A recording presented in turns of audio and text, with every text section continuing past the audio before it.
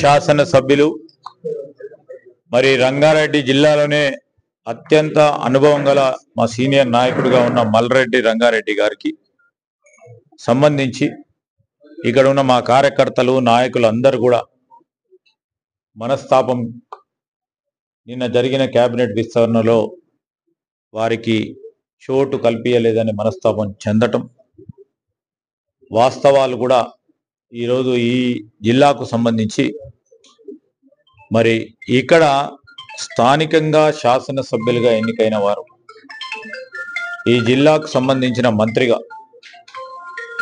ఉండాలనే తలంపుతో ఇక్కడ ఉన్న మా కాంగ్రెస్ పార్టీ పరంగా సిన్సియర్గా దాదాపు ప్రతిపక్షంలో ఉండి 10 సంవత్సరాల కాలం పాటు నిరంతరం పార్టీకి పనిచేసిన పార్టీ కార్యకర్త నాయకుడి వారి ఆవేదనను ఈరోజు వ్యక్తం చేయటం జరిగింది.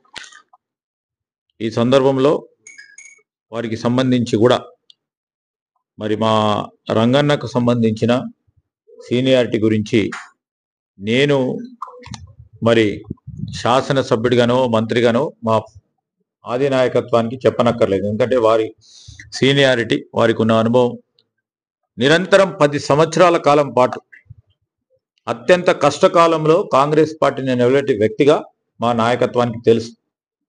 సరే, కార్యకర్తలు నాయకులు యావత్ జిల్లాకు సంబంధించిన వారందరూ కూడా తప్పకుండా వారి నాయకుడికి పదవి రాలని అందరూ ఆశిస్తారు. ఆ ఆలోచన కూడా కేంద్రానికి సంబంధించిన మా నాయకత్వానికి కానీ రాష్ట్రానికి సంబంధించిన నిన్న మా పిసిసి అధ్యక్షుల వారు కూడా వచ్చి చెప్పడం జరిగింది. ప్లస్ మా ముఖ్యమంత్రి గారు కూడా దృష్టిలో ఉంది. తప్పకుండా మేము కూడా వారి గురించి కాదు, ఇక్కడ పార్టీ కార్యకర్త నాయకుడి ఆవేదనను తప్పకుండా కేంద్ర నాయకత్వానికి రాష్ట్ర నాయకత్వానికి ముఖ్యమంత్రి గారికి తెలియజేస్తాం. సార్, మరోసారి విస్తరణ ఉంది కదా, మరో 3 ఉన్నాయి కదా, దాంట్లో ఏమైనా అవకాశం? అదే ఇక్కడ ఉన్న మా కార్యకర్తడు నాయకుడు ఆవేదన పూర్తి స్థాయిలో పకడ్బందీగా తప్పకుండా చెప్పే కార్యక్రమం తీసుకుంటాం. దాన్ని గుర్తిస్తారు. అంటే గతంలో కూడా సార్ వెళ్ళి ఢిల్లీలో కూడా మాట్లాడొచ్చారు కదా, ఆయన కూడా సార్ వెళ్ళడం అవసరమే లేదు. ఆయన నాయకత్వం గురించి ఆయన వెళ్ళడం దాని గురించి పోలే. ఆయన రంగారెడ్డి జిల్లాకు సంబంధించి ఎవరికో ఇవ్వాలా, మాకు ఇక్కడ పార్టీకి సంబంధించిన వ్యక్తికి ఇవ్వాలని వారందరూ పోయి చెప్పడం జరిగింది.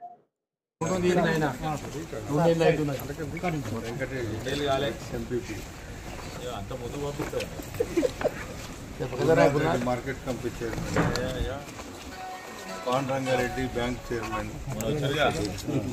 మా ఊరికి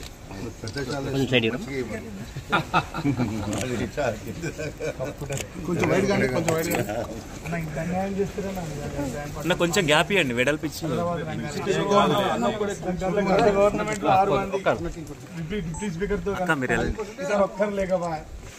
ప్రాంతీయ సమస్య లేదు ఎక్కడన్నా. ఎలక్షన్స్ కూడా